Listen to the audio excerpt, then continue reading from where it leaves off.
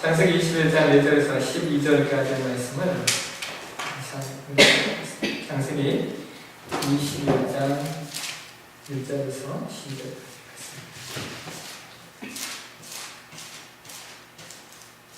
12절까지 자목소리에 공부하도록 하겠습니다. 여호와께서 말씀하신 대로 사라를 돌보시고 여호와께서 말씀하신 사라에게 하시소서. 사라가 이르시고 하나님이 말씀하신 시기하여 노년에 아브라함에게 아들을 낳으니 아브라함이 그에게 낳은 아들 사라가 자기에게 낳은 아들을 이름하여 이삭을 하였고 그 아들 이삭이 난지 그만에 그가 하나님이 명하심으로 할례를 하였더라. 아브라함이 그의 아들 이삭이 그에게 태어날 때에 섹스가 사라가 이르되 하나님이 나를 먹게 하시니 그는 자가 다 나와 함께 웃으리라. 또 이르되 사라의 자식을 저먹이겠다고 그가 아브라함에게 말하였으리오마는 아브라함이 이르되 내가 아들을 낳았다 하라. 아이가 자기 젖을 떼고 이삭이 젖을 떼는 날에 아브라함이 큰 잔치를 베풀었더라. 사라가 먼저 아브라함의 아들 애굽 여인 하갈의 아들 이삭을 물리는자 그가 아브라함에게 이르되 이 여종과 그 아들을 내어주시라. 이 여종의 아들은 내 아들 이삭과 함께 기업을 받지 못하느니라 하므로 아브라함이 그의 아들로 말미암아 그 이름이 근심이 되었더니 하나님이 아브라함에게 이르시되 내 아들아 내 여종으로 말미암아 근심하지 말고 사라가 내게 이른 말을 다 들으라. 이삭에게서 나는 자가야 내 시라 부를 것입니다. 아멘. 시간 언약의 통로인 가정이라는 책으로 창세기에 나타난 가정 10번째 시간 말씀을 읽도록 하겠습니다. 이스라엘 백성들이 이스라엘이 로브암 시대에 분열이 되지 않습니까? 그래서 남유다, 북이스라엘 이렇게 이스라엘이 나눕니다. 그 분열된 왕의 역사를 다루고 있는 말씀이 열왕기서와 그 다음에 역대기서입니다. 똑같은 말씀이 열왕기와 역대기로 두 번 기록된 것은 그 말씀을 기록하는 방식이 좀 차이점이 있습니다. 열왕기는 그 시대 속에서 이렇게 기록된 말씀이라면 역대기는 이제 시간이 지난 다음에 좀 시간이 한참 지난 다음에 뒤를 돌아보면서 기록한 말씀입니다. 그래서 열왕기서의 저자는 누구인지 명확하지 않습니다. 그런데 역대기의 저자는 누구인지 정확히 나옵니다. 역대기의 저자를 우리가 에스라라고 이야기를 합니다. 요즘 제가 성경을 통독하는 말씀이 이제 이 열왕기 역대기 말씀이 이제 끝이 났습니다. 이 열왕기와 역대기의 말씀은 참 재미있습니다. 열왕기와 역대기에는 하나님이 어떤 분이신가에 대한 내용이 이스라엘의 그 갈라진 두 나라 속에서 등극한 그 왕들의 치정 속에서 적나라하게 이렇게 드러나고 있습니다. 열왕기와 역대기의 말씀 어떻게 읽으면 참 지루한 면이 있기도 한데 어떻게 보면 참 재미있고 또 내용이 대단히 단순합니다. 많은 왕들이 등극을 했는데 그 왕이 선한 왕이냐 아니면 악한 왕이냐 구분되는 내용이 뭐냐면 하나님 말씀을 잘 준행했느냐 하나님 말씀을 준행하지 않았느냐로 아주 쉽게 구분이 됩니다. 그러니까 우상숭배를 했냐 우상숭배를 하지 않았냐 이것을 아주 쉽게 구별이 됩니다. 하나님의 말씀대로 살면 선한 왕이 되는 거고 하나님의 말씀대로 살지 않으면 악한 왕이 되어 그 왕들의 종말이 대부분 별로 좋지가 않습니다. 특별히 북이스라엘의 왕들은요 단 한 명도 그 왕들의 종말이 괜찮았던 왕들이 하나도 없습니다. 다 죽을 때 비극적으로 자신의 일생들을 이렇게 마감하는 것을 볼 수가 있습니다. 최근에 열왕기와 역대기의 말씀을 묵상하면서 저에게 의문이 들었던 내용이 하나 있는데 그것이 뭐냐면요. 북이스라엘과 다르게 남유다에는 선한 왕들이 간간히 이렇게 나옵니다. 완벽하게 선한 왕도 있었던가 하면 부분적으로 선한 왕도 있었고 또 전혀 선하지 않았던 왕들도 남유다에 등극을 합니다. 있었습니다. 이게 재밌는 것이 아버지가 선한 왕이었으면 자식도 선한 왕으로 세워질 것 같은데 역대기와 열왕기를 읽다 보면 그렇지 않다라고 하는 겁니다. 또 반대로 아버지가 악한 왕이었으면 우리가 일반적으로 배운 것이 그거지 라고 해서 아들도 악한 왕이 될 것 같은데 또 역시 그렇지 않다고 하는 겁니다. 대표적인 내용이 역대하 말미에 가면 여러분 잘 아시는 히스기야, 그리고 그의 아들 므낫세, 또 그 다음 이제 아몬, 그 다음에 이제 요시아라고 하는 왕들이 등극을 하는 거예요. 여러분 히스기야 왕은 여러분과 제가 기억하시는 것처럼 뭐 완벽하진 않았지만 그래도 하나님 말씀을 잘 순종했던 사람들입니다. 유월절도 회복하고 또 성전을 정화하기도 하고 이스라엘 백성들에게 하나님의 말씀을 통한 개혁도 일으켰던 왕입니다. 그런데 이 히스기야 왕의 아버지가 누구냐면 아하스라는 왕입니다. 역대하 28장 1절을 보게 되어지면 성경이 그런 말을 해요. 이 아하스는 다윗과 같이 아니하며 여호와 보시기에 정직하게 행하지 아니하였다라고 성경은 말합니다. 이 히스기야의 아버지 아하스 왕이 참 나쁜 왕이었다라고 하는 것을 결정적으로 말씀하고 있는 내용이 역대하 28장 22절 말씀인데요. 우리 한번 가보실까요? 역대하 찾아보겠습니다. 28장 말씀. 20절 말씀 하실까요? 구약성경 694페이지입니다. 구약성경 694페이지. 역대하 28장 20절 말씀. 선생님 말씀 적어두시고 우리 함께 이 말씀 같이 한번 읽겠습니다. 시작. 이 아하스 왕이 공부할 때에 더욱 여호와께 범죄하여. 여러분 보통 사람들은 공고함이 찾아오면 하나님을 찾게 되어 있습니다. 그렇지 않습니까? 성경에 이 히스기야 다음에 이제 등극한 그 왕이 므낫세죠. 이 므낫세 왕은 참 재밌는 왕입니다. 왜냐하면 열왕기서에서는 므낫세 왕을 아주 지독히 나쁜 왕으로 사악하고 가증한 왕으로 다루고 있는데 역대하에서는 므낫세 왕이 나중에 회개하고 돌아오는 왕으로 이렇게 다루고 있습니다. 그가 전쟁 중에 하나님 앞에 겸손히 회개하며 나아온 모습을 보고 하나님 그를 불쌍히 여기셨다라고 역대하에서 또 이야기를 하고 있습니다. 그러니까 공고할 때 이 악한 왕이었던 므낫세도 자신이 공고할 때 누구에게 돌아오는 거예요? 하나님 앞에 돌아가서 하나님의 은혜를 구하는데 이 아하스 왕은 참 웃기는 왕입니다.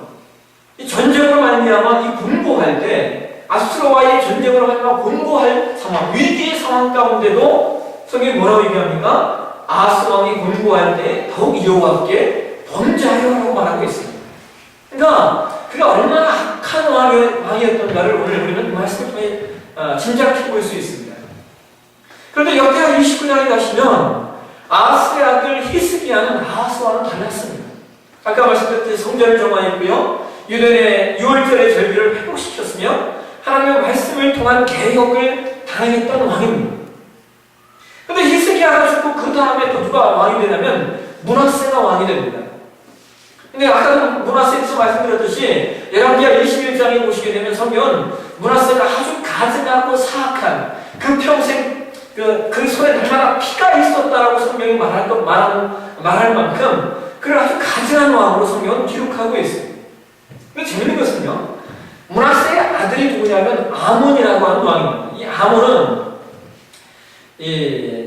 그의 아버지 므낫세와 같지 않게 역대하 29장 이하에 보게 되면 아버지와 같지 않게 여호와께 범죄하였다라고 성경은 말하고 있고, 또 동시에 재밌는 건 아몬이 그렇게 악한 왕이었음에도 불구하고 그 다음 등극하는 요시아라고 하는 왕은 이스라엘과 남유다 역사에 있어서 가장 완벽한 개혁을 하나님 앞에 가장 완벽하게 세움받았던 왕이 요시아입니다.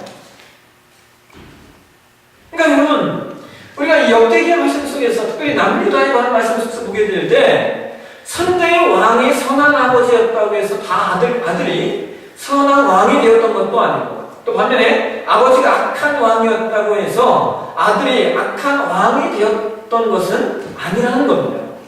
이것이 남유다 왕들의 모습입니다.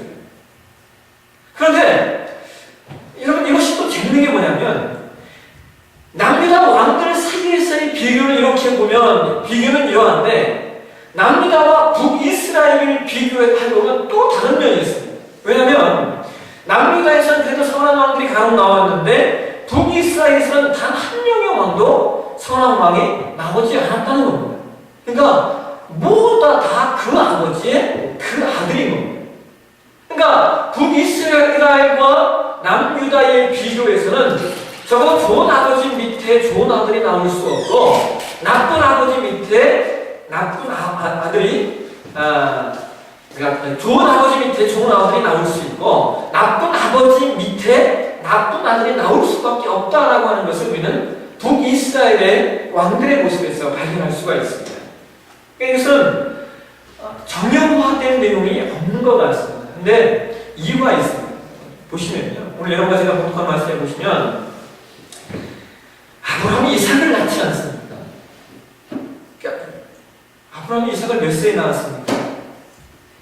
이 100세에 낳았습니다. 100세. 그러니까 100세에 낳은 아들이니까 얼마나 이 아들이 귀하겠습니까? 그리고 사라의 나이는 몇 세였습니까? 아브라함과 사라의 나이가 10살 정도 차이 났으니까 90세. 그래서 다시 오늘 본문으로 돌아가시면 1절을 보시면 성경이 아브라함이 이삭이 졌을 때 큰 잔치를 베풀었다라고 성경은 말합니다. 그러니까 이 내용은 우리식으로 말하면 돌잔치 같은 그런 개념이라고 여러분이 생각하시면 됩니다. 그때는 우리나라도 돌잔치를 하는 이유가 그거 아닙니까? 옛날에 아이들이 돌을 넘기지 못하고 죽는 경우들이 많이 있었기 때문에 돌을 사왔다라고 하면 그것은 아이가 살 수 있는 확률이 높다라고 해서 아이에게 돌잔치를 해주는 것과 같이 고대 근동의 그 집안 역시 그랬습니다. 그래서 아이가 졌을 때 지금은 뭐 부모 어머니들이 젖을 일찍 되지만 그 당시는 아이를 2살, 3살 때까지 젖을 먹었습니다. 그러니까 아이가 2살, 3살 때까지 살아있으면 그 아이가 이제 살 것 같구나라고 해서 그 아이에게 큰 잔치를 베풀었습니다. 근데 오늘 여러분 본문 말씀을 보시면 재미있는 것은 이 이삭의 탄생으로 말미암아 비참한 상황 가운데 처하게 되는 사람들이 등장을 합니다. 누굽니까? 그들이 바로 하갈과 이스마엘입니다.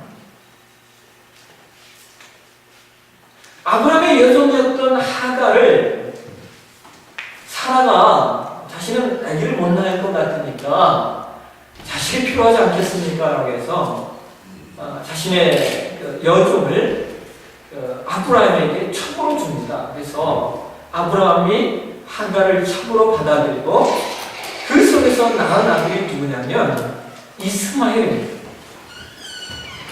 창세기 16장 16절에 보니까 아브라함이 86세에 이스마엘을 낳았다고 성경은 말합니다. 그러니까 아브라함이 86세에 이스마엘을 낳고 이삭은 100세에 낳았으니까 이스마엘과 이삭의 나이 차이가 14살입니다.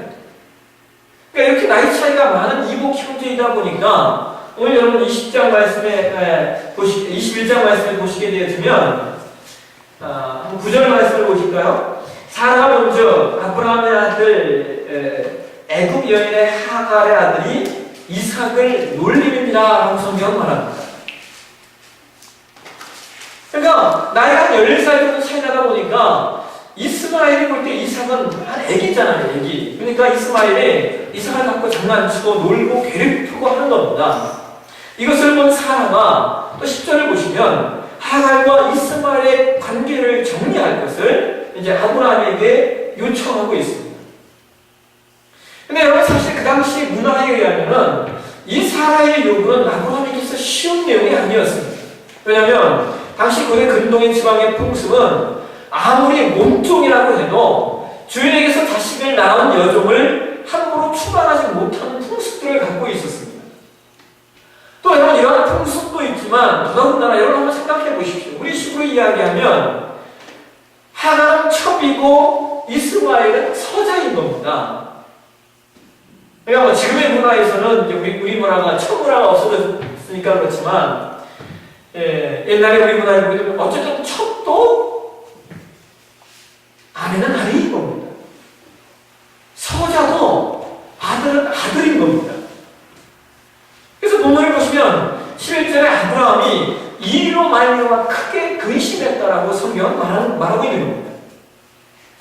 하나님과 이스라엘 문제로 말미암아 큰 근심을 가지고 있었던 아브라함에게 하나님이 이렇게 말씀하십니다. 우리 12절 말씀 한번 보실까요? 12절 같이 한번 읽겠습니다. 시작. 하나님이 아브라함에게 이르시되 내 아이나 내 여종으로 말미암아 근심하지 말고 사라가 내게 이른 말을 다 들으라. 이삭에게서 나는 자라야 넷이라 부를 것입니다.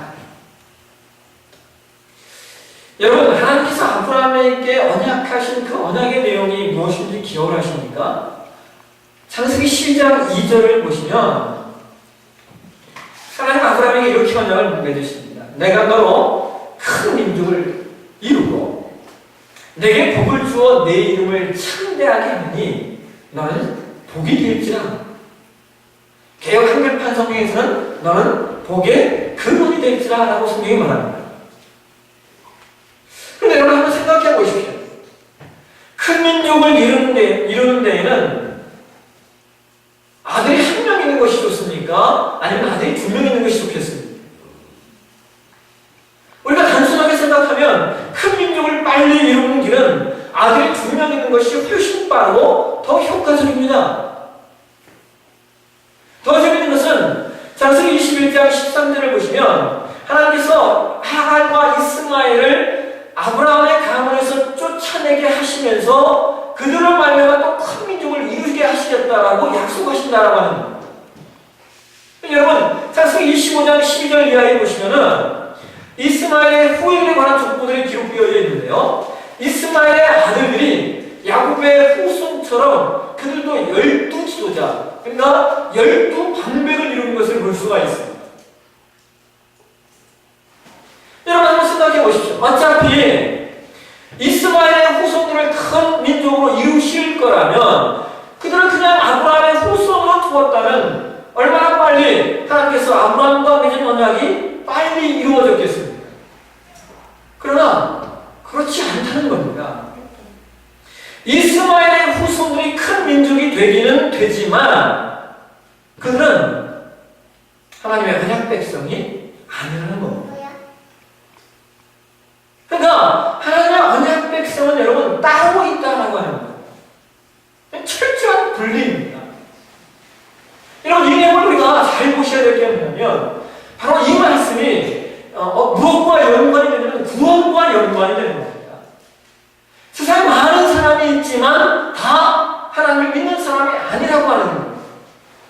그러니까 하나님이 부르시고 하나님이 택하신 언약 백성들이 따로 있다라고 하는 거예요. 근데 재밌는 것은 여러분 사실 이 내용을 가지고 지금도 이슬람과 기독교가 대립하는 겁니다. 이슬람은 누가 적자라고 얘기하는 겁니다. 자기네들이 적자라고 이야기하는 겁니다. 왜냐하면 창세기 22장 사건에서 아브라함이 이삭을 모리아산에 바친 것이 아니라 누굴 바쳤다고 말하는 거예요? 이스마엘을 바쳤다고 얘기합니다. 어떻게 백세에 난 자기 친아들을 뭐 했겠냐? 서자 첩의 아들을 바쳤기 때문에 오늘날 이슬람 그들이 큰 민족을 이룬 거고 자기들이 축복을 받은 거라고 그들은 이야기한다라고 하는 거예요. 재밌는 건 여러분 성경을 보시면 하나님이 하갈과 이스마엘의 문제를 이미 22장 그 이전인 21장에서 해결하고 있다라고 하는 겁니다. 끝난 겁니다. 여러분 21장 한번 보시죠. 21장 21절을 보시면 그가 하란 광야에 거주할 때에 그의 어머니가 그를 위하여 애굽 땅에서 아내를 얻어주었더라라고 말합니다. 그러니까 하나님과 아브라함이 하갈과 이스마엘을 내어쫓은 다음에 그들은 완전히 분리된 새로운 삶을 이제 살게 되었죠. 새로운 족속을 형성하는 겁니다. 여러분 이스마엘은 안 되고 이삭만 가능한 것입니다. 하나님께서 아브라함을 통하여 이루실 큰 민족 하나님의 백성은 오로지 이삭만을 통해서만이 가능한 거라고 하는 것입니다. 왜냐고요? 그것이 하나님의 뜻입니다. 그것이 하나님의 의지라고 합니다. 하나님의 의지.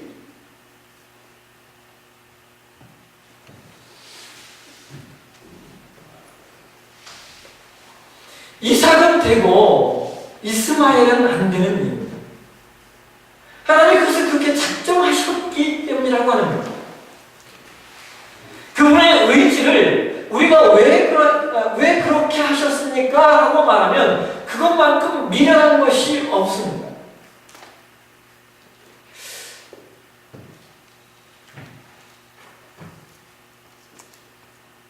제가 지금도 구원에 관해서 이야기할 때마다 참 놀라는 것은 그런 겁니다.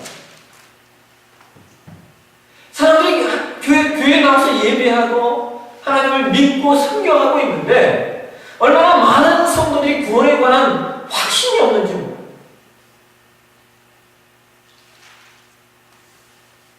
당신은 하나님의 백성입니까? 라고 이야기하면 명확하게 이야기하지 못하는 성도들이 너무 많습니다. 왜 그러냐면 구원이 무엇인가를 모르기 때문에 그렇습니다. 우리는 언제나 구원의 조건을 나에게서 찾으려고 합니다. 나의 수고와 나의 열심과 나의 노력으로 구원을 찾습니다. 근데 여러분, 구원은 그런 것이 아니라고 하는 거예요. 여러분, 우리가 구원받을 조건이 있었다라고 하게 되었으면, 우리는 예수 그리스도의 은혜가 필요가 없는 겁니다.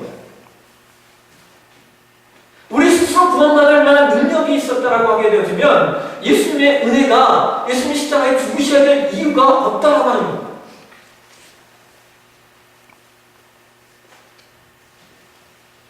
그분의 의지와 그분의 선택하심이 오늘 우리를 부르셨고 하나님의 은혜 안에 살도록 우리 가운데 역사하신 겁니다. 그래서 하나님의 언약은, 여러분, 하나님의 언약은 은혜입니다. 은혜. 이 은혜를 무슨 다른 언어로 설명할 수 있는 것이 없습니다. 그냥 은혜가 우리 가운데 임하는 거예요. 왜요? 라고 얘기하면 모르겠어요. 하나님께서 하나님의 의지에 의거해서 그냥 하나님의 찾으신 것을 찾으신 거예요. 그래서 우리는 사실상 구원에 대해서 은혜 이외에는 별로 이야기할 것들이 없어요. 내가 어떻게 구원받았지? 은혜라고 하는 말 이외에는 이야기할 것들이 별것이 없습니다.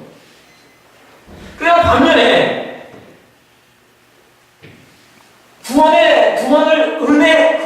구원이 은혜라고 하는 것을 믿는 신앙을 가진 성도들은 구원 이후에 대해서는 할 말이 많은 성도들이 되셔야 됩니다. 구원받은 사람은, 은혜로 말미암아 구원받은 사람은 구원받은 사람이라고 하는 것을 증명하는 삶을 사셔야 된다고 하는 겁니다. 그리고 하나님은 구원받은 사람으로서의 그 증명의 내용들을 우리 삶 속에서 요구하고 계십니다. 여러분, 창세기 22장으로 가시면 아브라함이 그 독자 이삭을 제물로 드리기 위해서 모리아산으로 데리고 가는 말씀이 나옵니다. 여러분 기억하시죠? 또 우리가 좋아하는 말씀 아닙니까?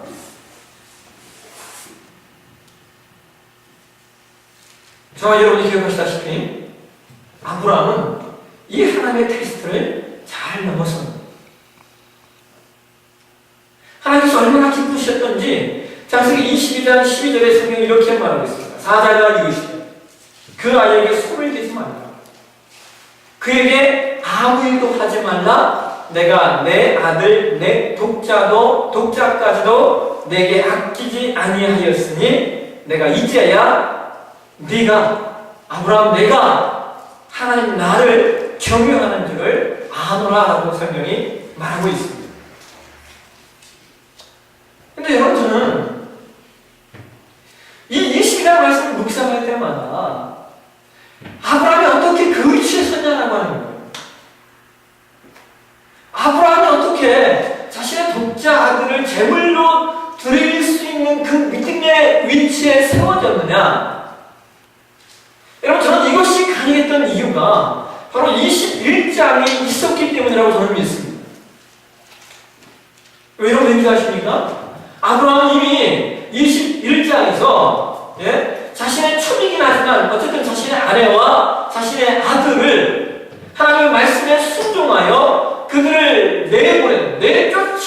쫓아내는 말씀의 순종을 이루어낸 경험이 있기 때문에 그 경험에 의거하여 창세기 22장의 사건이 나올 수 있었다라고 하는 거예요. 더 놀라운 것은 창세기 22장에서 재문 없이 산에 오르는 아버지의 모습을 보면서 여러분 22장 말씀 잘 읽어보시면요, 이삭이 의심을 합니다. 아버지, 재물했을 때감은 있는데 왜 재물은 없습니까? 라고 하니까 아브라함이 이렇게 얘기해요. 가보면 있을 거다. 하나님이 준비했을 거다. 이삭이 의심했습니다. 이거 뭐가 있다? 직감했을 겁니다. 근데 재밌는 것은 이삭은 그대로 그 아버지의 행위를 받아들입니다. 아버지에게 반항하지 않았던 이삭,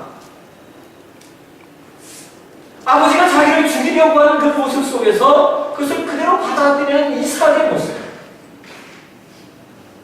여러분, 이삭이 그렇게 반응할 수 있었던 이유는 뭘 보면 하나님 말씀에 순종하는 아브라함의 모습을 보면서 이삭이 자라났다라고 하는 거예요. 결국 아브라함이 자신의 아들을 제물로 바치는 그러한 믿음의 결단을 이루어낼 수 있었던 것은 그가 삶 속에서 하나님을 신뢰하고 하나님을 믿는 믿음들을 하나하나 쌓아갔다라고 하는 거예요. 여러분, 믿음은 쌓아주는 겁니다. 어느 날 여러분과 제가 아브라함처럼 아들 이삭을 제물로 바칠 수 있다? 충만해요.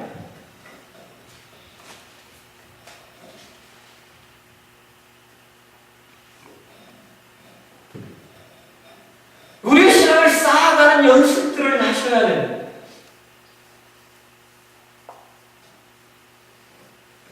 신앙을 만들어가는 연습들, 수고들, 노력들을 하셔야 그 안에서 우리 믿음이 성장, 멍하니 있는다고 해서 신앙이 성장하는 것이 아닙니다.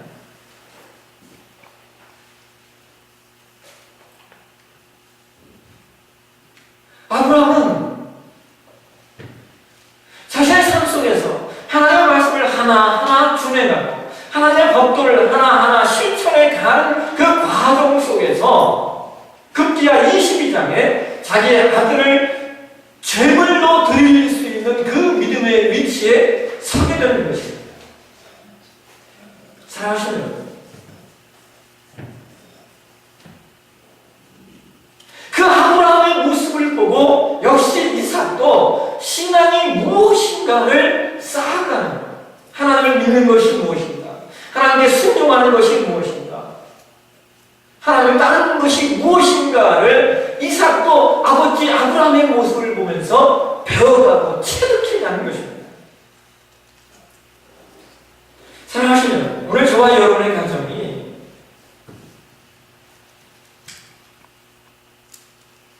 신앙이 쌓아지는 가정이 되셨으면 좋겠습니다. 신앙이 쌓아지는 가정. 자녀는 부모의 신앙을 보고 자랍니다.